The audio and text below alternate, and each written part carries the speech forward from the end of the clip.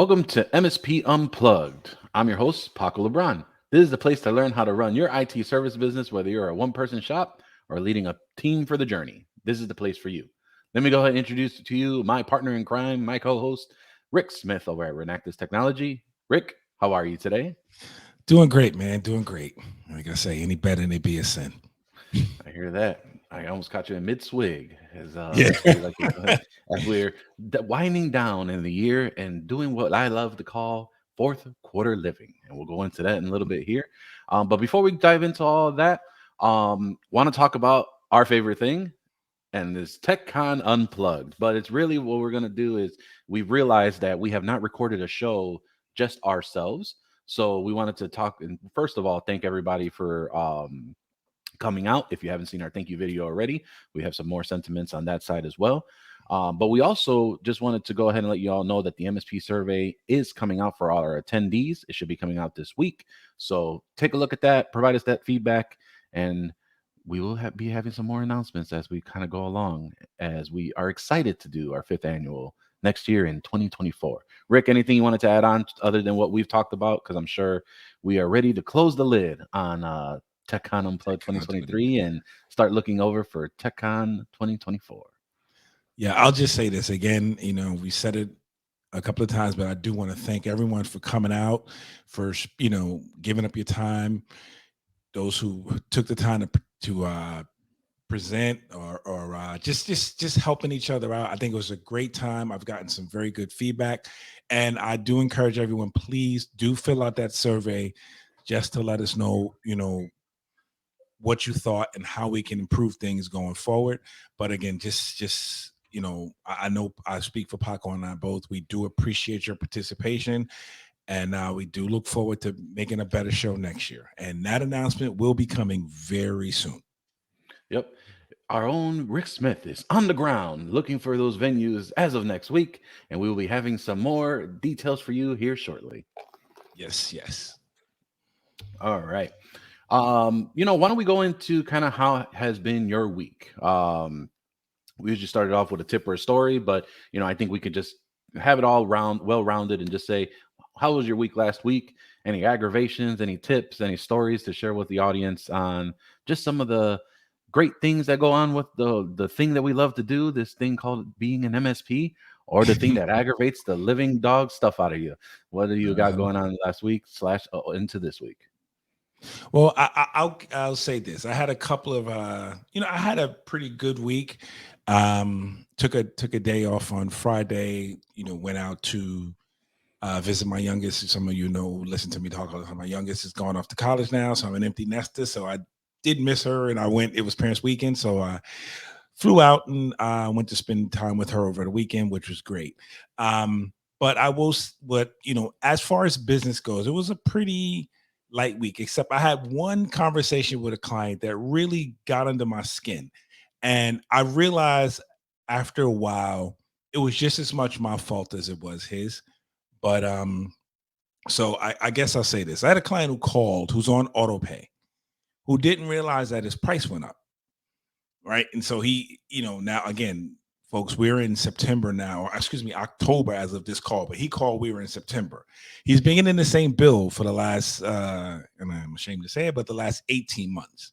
So it is not like this should have been a surprise, right? We send the bills out on the 15th of every month.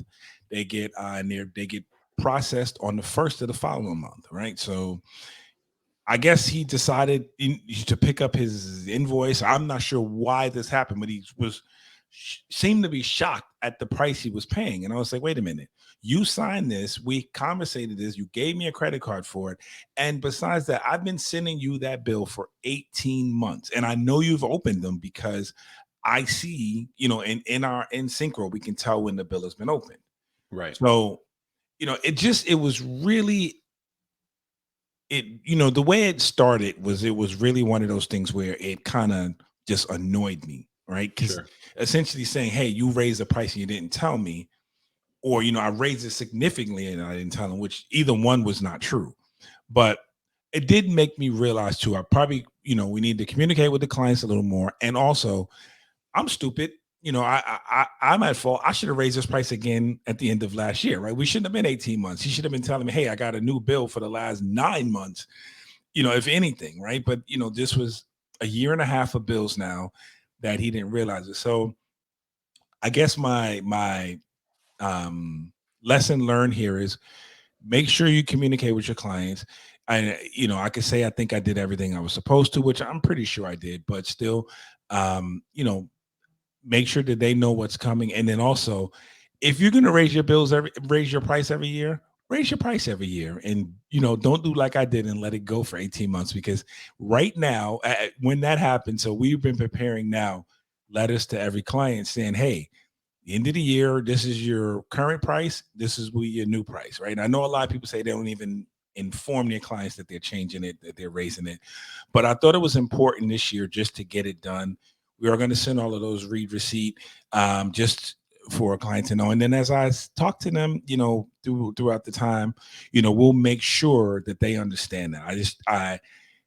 I got a little disturbed because I don't want anyone to think that I'm trying to take advantage of them or anything. In the end, he realized that, because it wasn't a big deal, we moved off of that and started talking about some other stuff he wants done. I don't think it was after a while a big deal, but again, we just could have probably handled it better. Sure.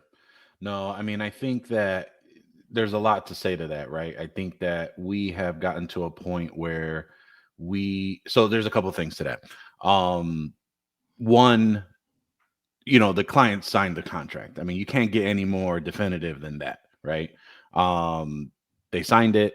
That's what it is. I mean, it is what it is, right? Like you don't sign something you don't understand. Like that's as Right. definitive as something as possible. I'm here thinking that you're going to tell me, oh, we had an email conversation, we talked about it, we increased, like you not only conversated on it, but you have a contract with his signature that says the Right. price increase. Like there's no more definitive of that. So you've done everything, in my opinion, for that route, right? Two, I've had actually a similar situation that occurred with us as well. This is a company that, God bless them, they have a lot of transition in their business, and the owner runs the business, has a lot of, and I'm not sure exactly what occurs, but apparently they're contractors. They tend to cycle every 3 to 5 months. There's never long-term people there helping the business owner. And I'm trying to be as ambiguous as possible, not even Right. I trying to understand. mention who they may be, or not even the industry. And so, we have a policy where, if there's a payment on file, we will charge it after 5 days if the payment hasn't been, if you have informed us of, because you have three options with us. Either it's auto pay, you can store a credit card on file that you are going to pay on your own after reviewing the invoice, but if it has not been paid after 5 days, it will run, because some people just want to do a quality check before the card is run. They have no problem storing it, but that's off from there. And then there are those that pay manually. So we've informed this client multiple times. They've been with us probably now for a little over a year, maybe closer to 2 years, on the invoice is due on receipt on the 15th. We understand sometimes it happens. There's a couple days here and there, but it's due on the 15th. It's not due when you are feel like paying it. It's not due on the first of the next month. It's not due, on the 10th of the next month, right before your next bill is supposed to be due, right? So they're now going 2-3 weeks, of the invoice, and we charge for services in advance. We don't charge in arrears. So if you don't pay, you don't get service. Like that's just how we've structured that. Now, apparently, it was 5 days. It triggered. It charged, and apparently, through a whole thing of how doesn't know what they're paying for, and our plan is, hey, it's this amount of money for up to 4 users. It's not you're paying for 4 users, it's up to 4 users. So that is your base plan. No one will ever have it cheaper than this. And so, this has been talked to this client multiple times. Apparently, doesn't remember. When we do our check-ins, they're never available. They're too busy, and it's this. negligence of adopted and shared responsibility that has caused us to just basically say, you know what, I think it's time for us to separate ways.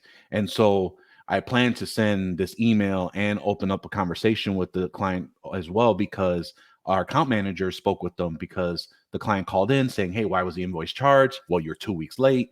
You know, what this, you know, I don't even know what I'm paying for. Again, you know, you all never check in with me. And it's a constant fight with this person for months. And it's always the same thing over and over again. And so either that A, they don't remember, or B, they're just plain ignorant. So it's just to a point where I want to believe that they're just so busy and they don't recall because they have 50 million things going on. But it just becomes such a pain that we've just decided, you know what, we're not a good fit. It's time to separate. And so, of course, they're upset saying, well, I've already paid for the services. So you already took my money. I was like, yeah, you're right. For the 2 weeks that you were already in for services. So you have another 2 weeks. And then because you're not going to pay, we're out. You got to take care of your Mhm. stuff and kind of go from there. So you won't even let us uh, um, enact our 30-day notice because you won't even interact with us in Right. general. So clearly you don't want to pay anymore. I'm not going to extend it more than what it is. Let's just agree to break away because you feel like we're not doing anything.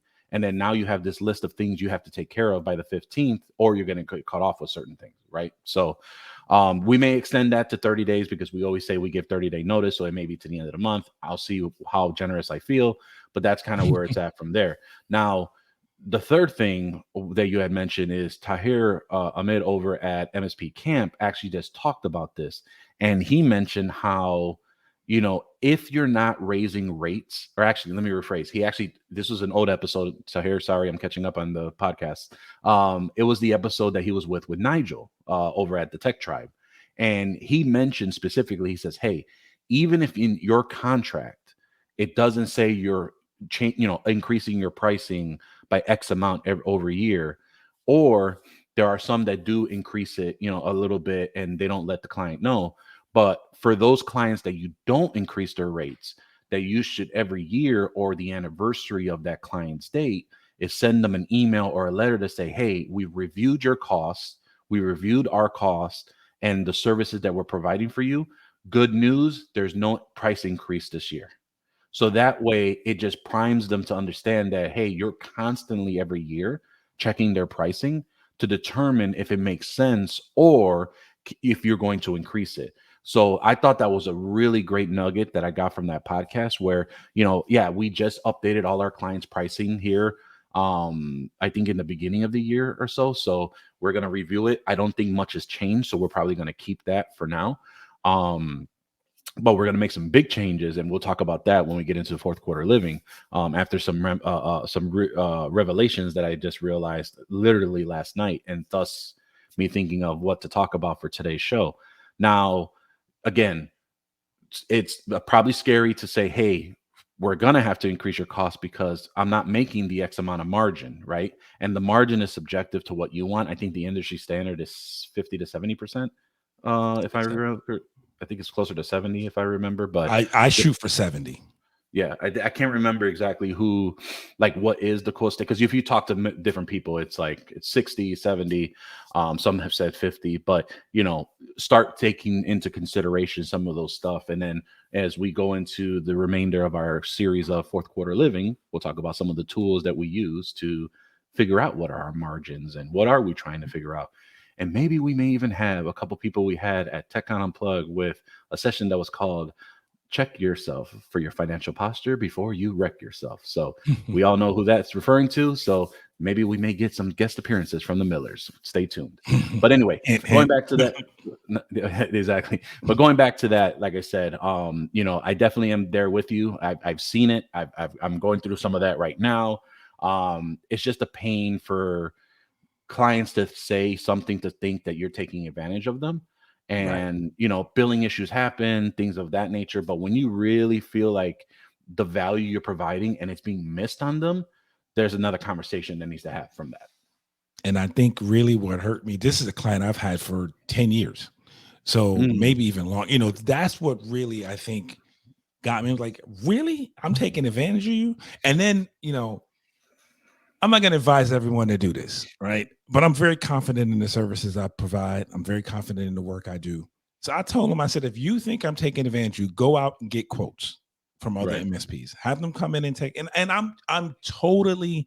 I know people think, are you nuts? But I'm not. I'm totally fine with that. And if he decides that he can get value better somewhere else, then that's good for him because he needs to get, what he.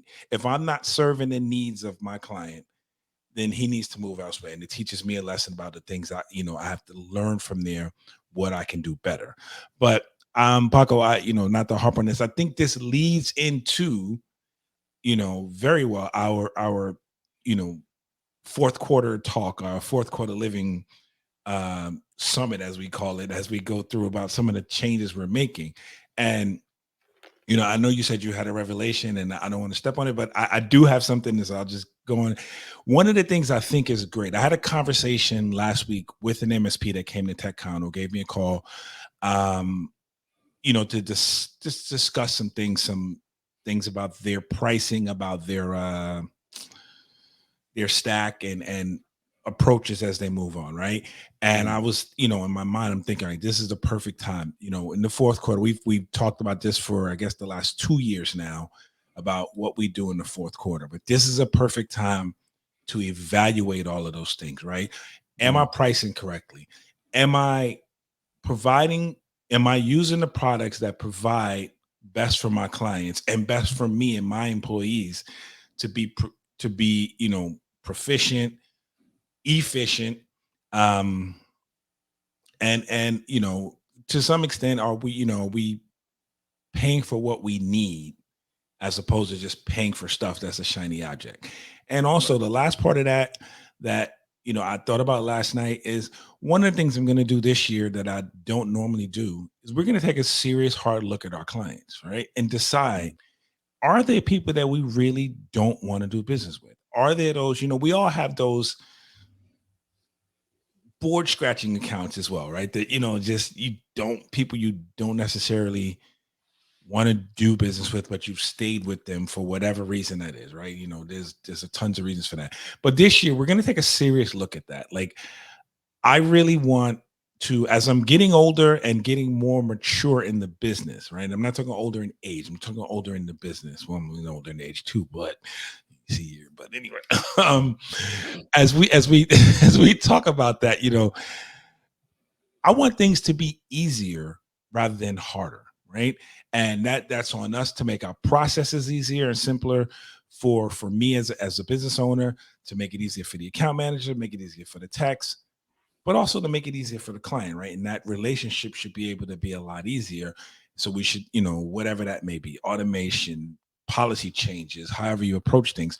But one of the easy things too is not having to stand up and deal with people you don't want to deal with, and you really know you're only doing it for financial reasons. It makes no sense. So I'm just saying that is one of the new things in the bucket this year is we're really taking a serious look at who we do business with and basically redefining our ultimate customer or our customer profile, however you want to look at Gotcha. Now, all definitely great things to consider. And so, for those that have not been tuning in with us, probably for the last 2 years, we always talk about this great thing, or like you mentioned, the summit, the series called Fourth Quarter Living. And so, where does that come from, right? So, we always dive into this, meaning that, for those that may not have worked in corporate America or may not have heard these terms, obviously the year in the business world is separated out into quarters. So January to March, April to June, July to September, and then it. October to December is quote unquote the fourth quarter. Now, this is me talking about calendar year. Don't get me into fiscal years. That's a whole nother conversation, and that's something else. But so, for me, I've always heard so there's a gentleman named Eric Thomas who is known as the hip hop preacher. He always drives on this one concept of fourth quarter living, meaning that, if you are in the fourth quarter, whether it's in a game, whether it's in, for a year in work, that everything doesn't matter until you get the W, right? And that's what you have to try and do. And so everything doesn't get done until you hit the fourth quarter. That is the last chance that you can get put points on the board and finish out strong. And so there is a YouTube link out there. I'll try and find it to one of his mixtapes, and that talks about that track. And so that'll give more concept of why we do this. So that has just been something that has always resonated with me for many, many years. And so we started this 2 years ago, really diving into this is the time where you got to put the points on the board, right? Are you preparing yourself to put yourself to succeed when you go into January? Are there any things that you need to wrap up, such as any project work, things of that nature?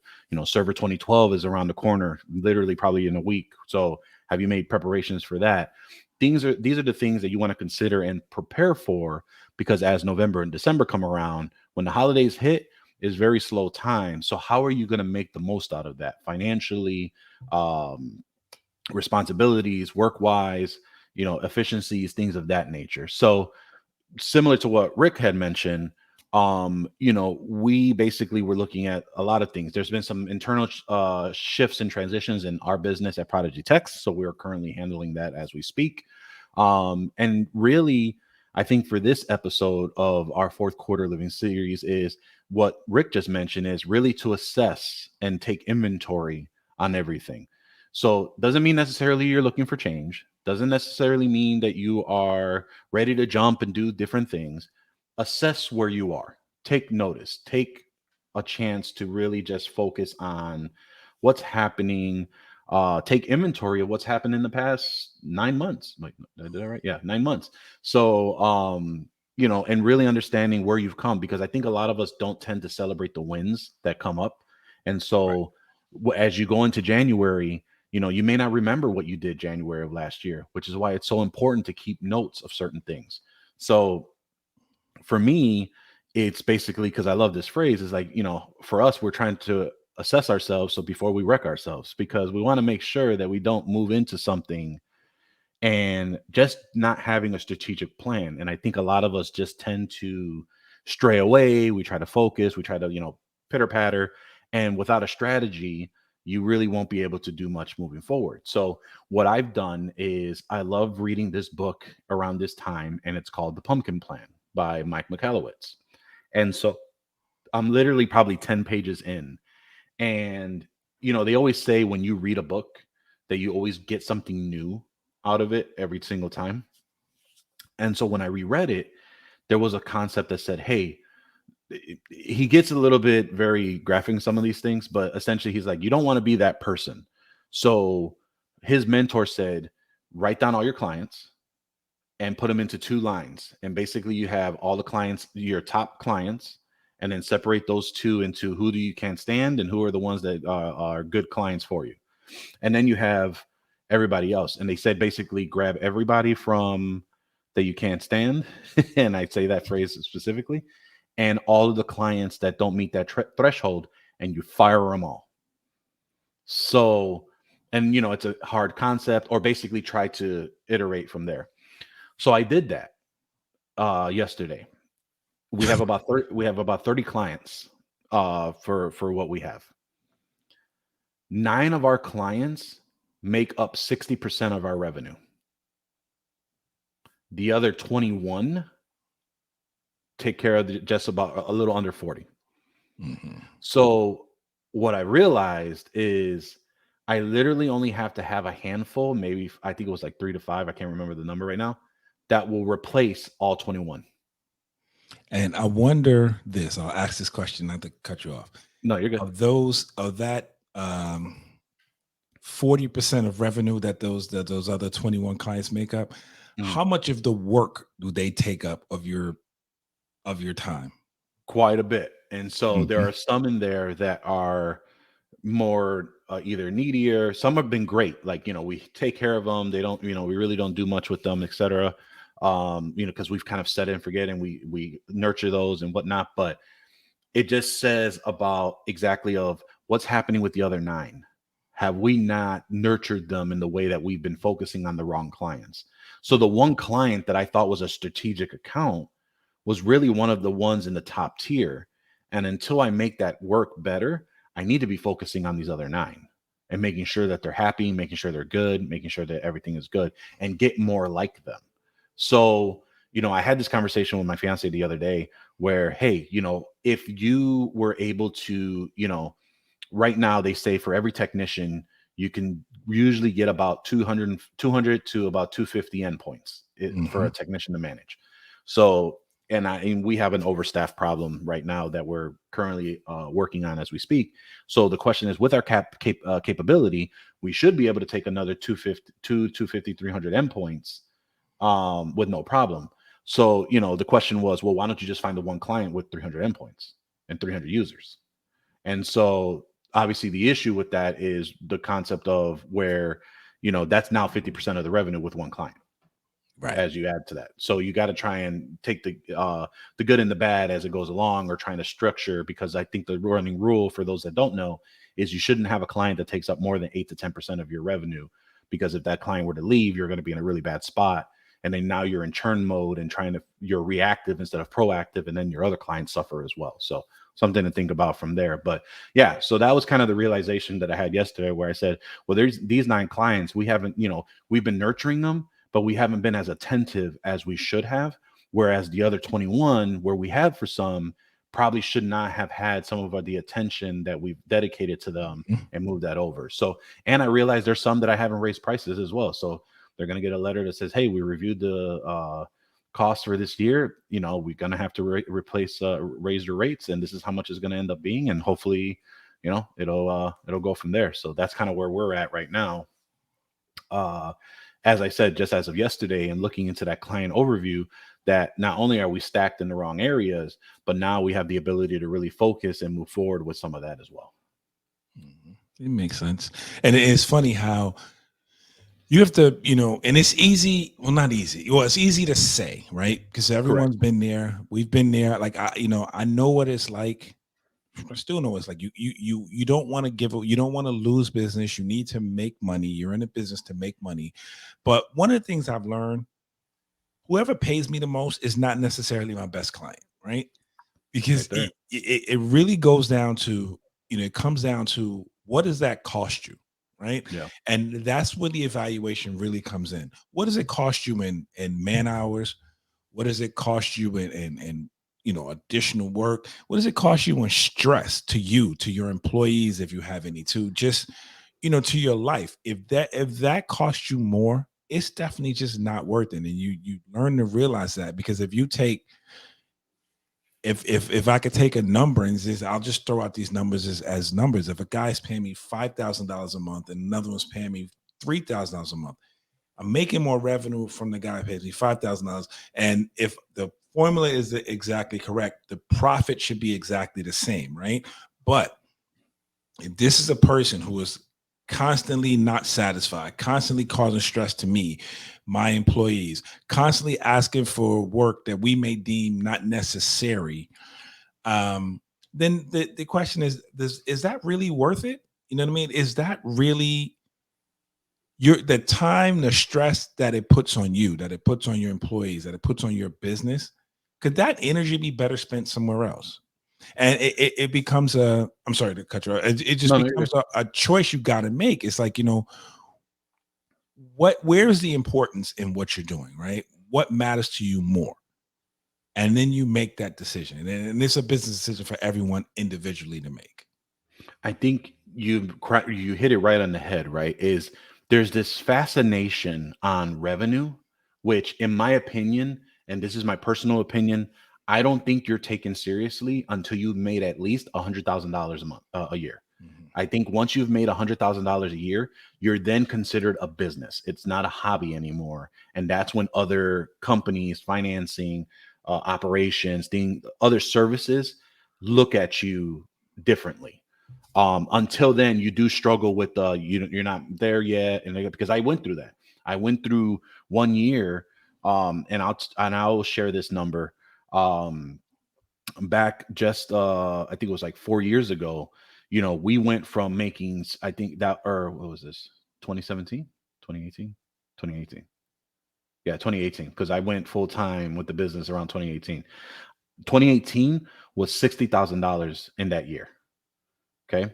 When I went full time, it jumped to $325,000 for revenue. So once I made that jump for that. And I'm not tuning my horn for anything or reason for on that going full time for the first year. But the argument is that once I passed the $100,000 threshold, now I had other resources open up to me. Oh, well, now you can do this. Now you can do that. So once you pass that, I think that that's when quote unquote other people was reference you as a quote unquote real business. I have arguments to that, but that's what I've seen in the industry. It's how Uh, you're treated outside of your outside of your business, basically, is what you're saying. right, exactly. You're not the sole person kind of just generating it as, oh, this is your side hobby, this is your side income. Now it's an actual business. But I say all that because other than that fact, right, or let me rephrase, other than that, my opinion of, hey, once you're past 100,000, then you're viewed properly as a business, or that's how outside has gone. There's been this fascination that a revenue number is what defines you as a business. Right. And I think that's so backwards. Yes, it Mhm. is cool that people will pay you X amount of dollars to your business. Totally makes sense. It's totally something that we're like, hey, you got people to pay you X. Awesome. But what really matters for a small business, in my opinion, is what are you taking home? What is the Right. profit? What is the quote unquote margin? That's what the term margin, for those that don't know what margin means. That's what margin means. How much are you taking home? What is the profit after all of your expenses? What are you taking to the business? And then how are you distributing that properly? That's the number that you care about. I think we were at a conference 2015, and there was someone on stage that said, yeah, I have 6 employees and we make, I think it was 600,000, 800,000, and what's affecting my growth is the one-man shop. It's the man in the van, it's the Oh, the pizza man in truck, the van. the pizza tech, the trunk slammer. And so that really pissed a lot of people off because they're like, that's bullshit. Don't blame me for your lack of sales, or your ability to diverse yourselves, and you're losing to a solopreneur that can do it better than you. And so, Right. and again, I don't know who this person was. I just remember the topic. I wish I could tell you who it was, where it was. I just remember seeing it on stage, and a third of the room was like, okay, yeah, screw this guy, because he just is looking for excuses. So that's going back to this whole concept of revenue, and just, revenue's nice, but I prefer profit better. So Exactly. this is why you see a lot of people that are smaller in size, they're outsourcing certain things and being successful with it, because there is an ability to garner that and really keep the dial focused on there to really expand and focus on where you want to go. Right. Because then, and that's what I say too. It's like it just definitely comes down to what you're making, at in the end, as opposed to what you're getting up front. And here's another example of that. We talk about, we break the business up into three things, right? There's the MSP service portion of this, there's the project portion, and then there is also the hardware, right? We do sell hardware, Right. third party sell hardware to clients, right? By far the least profit. We probably make a ton of money. We make it in revenue. We make a lot of money on hardware when we sell computers, when we sell servers, but we don't make any profit, right? You mark it up 20%. So if you sell 100 grand and servers, computers, whatever, switches, everything else you use to help your clients, and you only mark that up 20%. So you've sold 100 grand worth of stuff. You've made 20 grand on it, right? The other 80 grand. And how much time do you put into that? So that it is our least, and just understanding where your money comes from is where you also will put your effort into. So it is our least profitable side of the business, right? It's a necessary side of the business, but so it's just understanding that numbers sometimes get inflated, and we, like you said, we get infatuated with, oh, I want to do, 500,000 or $1 million, but where's that money coming from is probably most important. And I'll say this: whether you're new in the business or a 20-30 year veteran, 20-30 year veteran in the business, right? One of the things is it's never too late or too early to do it the right way, right? And I'm not necessarily saying the way I do it is the right way, but I'm constantly evaluating what is hurting us, and what is making us strong and what is hurting us, right? And we're Yeah. realizing that more and more.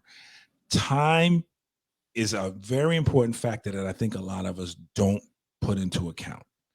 That time you put into a client, you have to record it. And I'll be the first to say we don't do as well as we should with recording the time we put on tickets, right? We know how many tickets we have, but we don't know how, we don't have a definite amount of time of how much energy time we put in a ticket.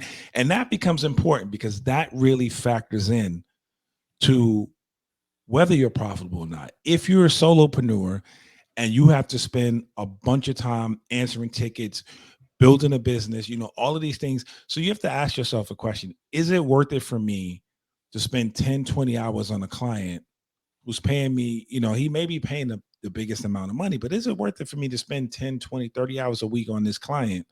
And it takes away from all of the potential growth and all the potential opportunities I have, or it takes away from me servicing other clients that if I took 3 of those guys, I'm just as well off as I was with him. And I'm spending, a third of the time to support their business. And I think that comes with business maturity as well, right? You realize, that depends on the size you are, what type of business you want to make, and you realize what your capabilities are and also what your limits are. And we have to be, a lot of times we're not realistic about our limits.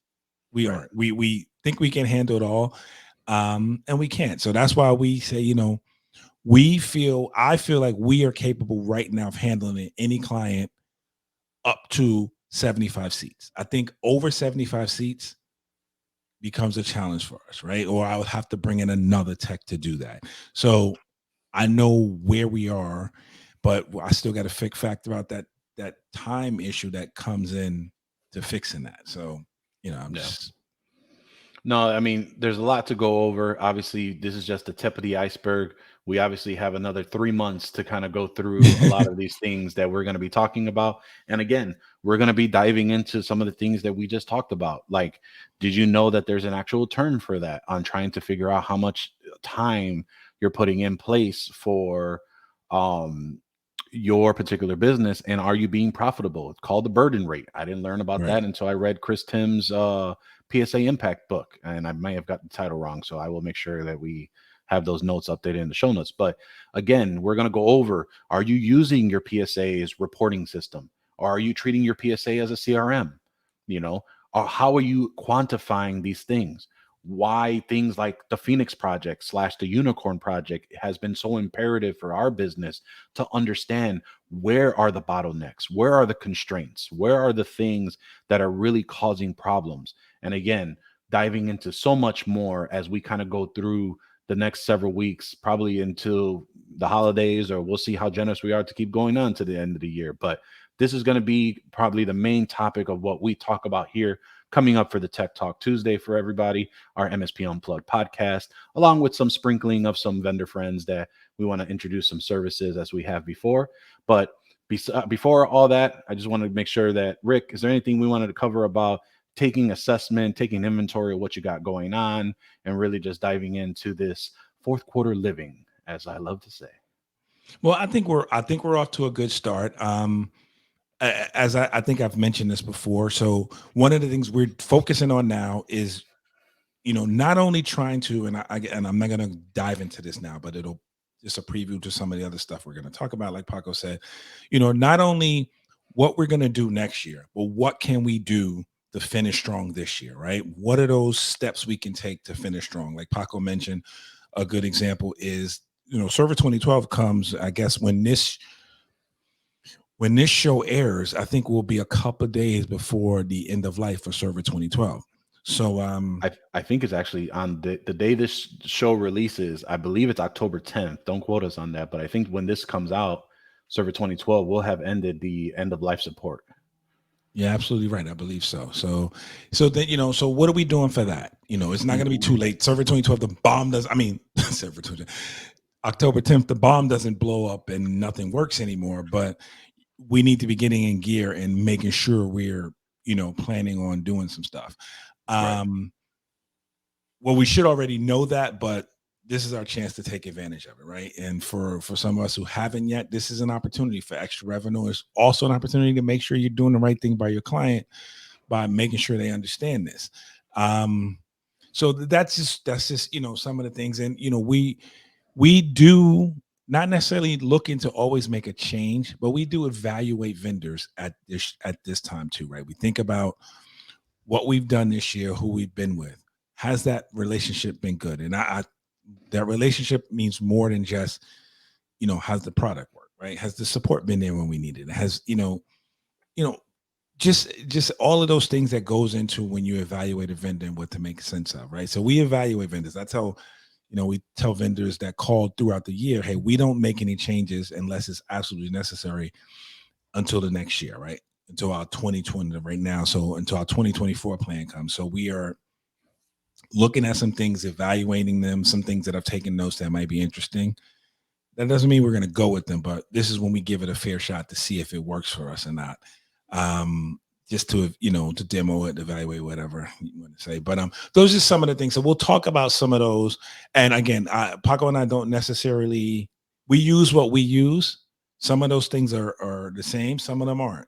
We have our own reasons for that. So we're not necessarily going to tell anyone you should be using this or you should be using that. But we will share the process as we go through it, and hopefully that helps someone. And maybe there's someone who has a different way of doing it that might want to come along and share that. Yes, that's a hint for anyone who wants to, any techs who want to come on and share your experience with us. Yep, we'll definitely make sure to pry those words out, because as one thing I know, that we don't know everything. And as Rick mentioned, if there's definitely things that we do use of the same, and there are things that we don't use that are not the same, but at least you now will have alternatives and different viewpoints and perspectives, so that you as the listener and watcher can make sure to make the decision that's best for you. With that, wanted to talk about a few conferences that are happening next week. I will be speaking at the Olivet Nazareth University. It's called the Everyday Cybersecurity Conference, or Everyday Cyber Conference, in Bourbonnais, Illinois, October 10th. Me and I believe Rick will be making appearances on the Super Ops Super Summit, which is the virtual event, October 10th and 11th. Catch that out. There's 2 tracks. I believe it's the Super Ops Super Summit. Google it. You should be able to find the link. We'll try to make sure to have the link in the episode. It should be releasing at that. And then if you're looking for a Midwest conference here in Chicago, there's IT Owners Compass over in the Virgin Hotel. Head over to itocompass.com, October 12th to the 14th. So again, Everyday Cyber Conference, October 10th. Super Ops Virtual Summit. If you can't make it to a conference, this should be a good time, October 10th and 11th. And ITO Compass 12th and the 14th of next week. Well, when this airs, it should be this week. So we're already dating ourselves from there. But other than that, we appreciate all of you tuning in. Check us out every Tuesday and Thursday. For now, watch the video podcast on youtube.com/MSP Unplugged. Like, subscribe, hit the notification button so that you can be notified whenever a new episode is available. You can also take us on the go with your favorite podcatcher app. As Rick loves to remind us, we have a face for radio. So go ahead and take us on with Amazon Music, Spotify, Apple Podcasts, and many more. We would love for you to leave a review if you find value in this content that we're providing you. But as always, we thank you for listening, and we will see you next time on MSP Unplugged.